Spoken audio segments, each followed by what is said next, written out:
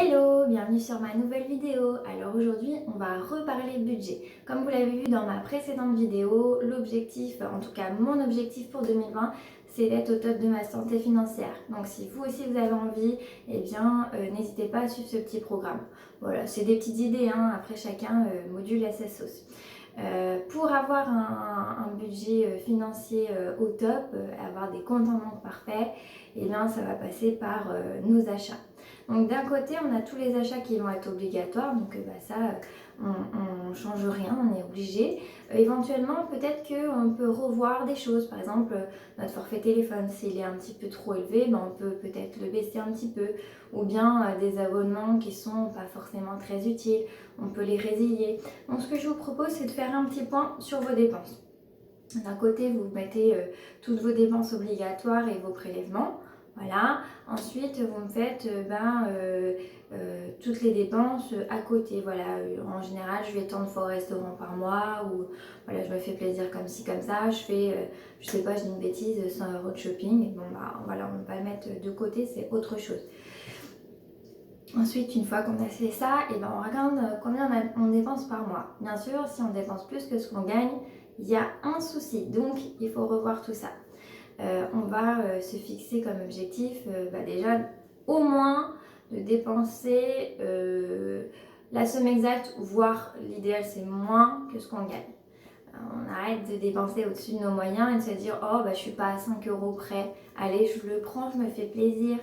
Oh celui-là il est trop beau, je suis pas à 10 euros près, allez je le prends, je me fais plaisir.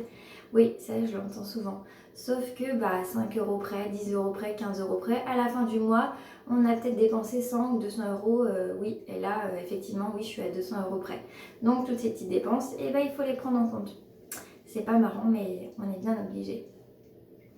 Quand vous avez fait ça, l'idée c'est tiens, je vais vous partager des petites astuces comment faire pour quand même se faire plaisir. Si vous êtes accordé un budget pour vous faire plaisir, ce que je vous conseille, c'est de prendre une petite enveloppe et vous prenez en espèces.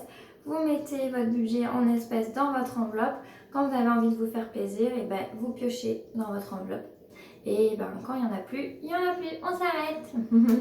Voilà, alors pour ceux et celles qui ne peuvent vraiment rien dépenser, le temps de se remettre à flot, tout à zéro, voilà mes petites astuces pour rien dépenser. Premièrement, on évite tous les magasins.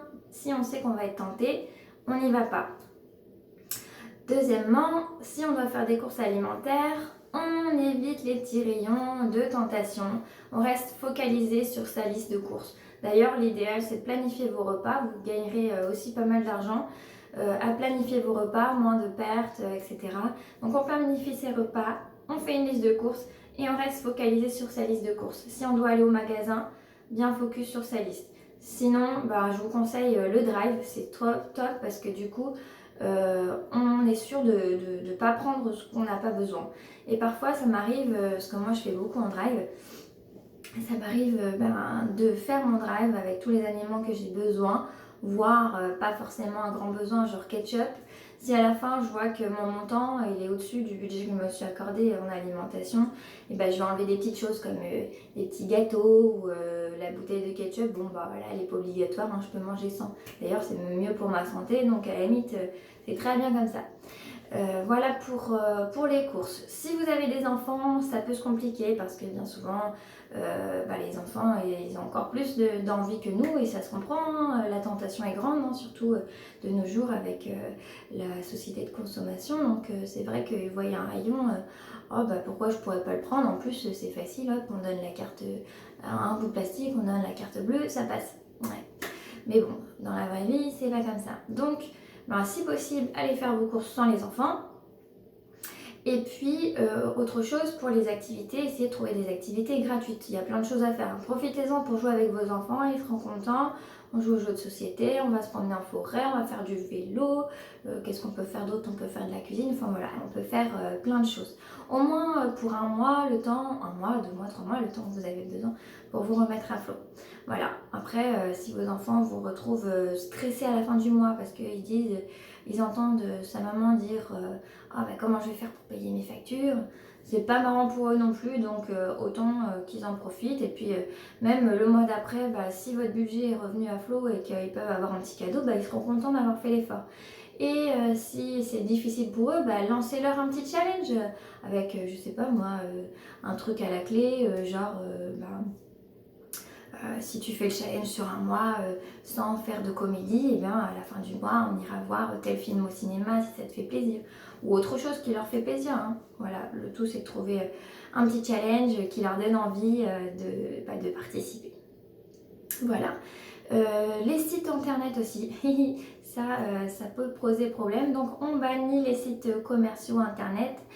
On arrête de regarder les applications vente privée, showroom privé, bébé boutique, tout ça. En plus c'est génial parce qu'ils ont notre carte bleue préenregistrée. Ah, pour Amazon aussi.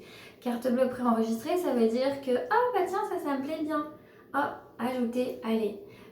Bon bah qu'est-ce que je fais? Je le prends pas? Oh bah, c'est déjà acheté. Oups, la boulette, trop tard. Bon bah tant pis, hein, je vais le garder parce qu'il me plaît trop. Hein. Et ouais, et ça se passe comme ça. Et du coup, bah, votre carte bleue, elle est préenregistrée. C'est trop facile d'acheter. On ne voit pas ce qu'on dépense. Ça part comme ça. Impeccable pour eux, mais pour nous, c'est pas top. Donc, on se remet bien à flot sur notre challenge, sur notre budget. On remet ses finances OK. Et après, on s'autorisera un budget pour se faire plaisir. Et puis, bah, on pourra se faire vraiment plaisir pour le coup, parce que non seulement on se sera offert la chose ou le moment qu'on souhaitait, d'autant plus que si on a attendu pour l'avoir, en général, on est encore plus content de l'obtenir. Et troisièmement, eh ben, dans notre tête, on se sentira bien et on culpabilisera pas pour notre achat. Voilà, bah écoutez, j'espère que toutes ces petites astuces vous ont plu. Je vous fais plein de gros bisous et je vous dis à bientôt. Bye!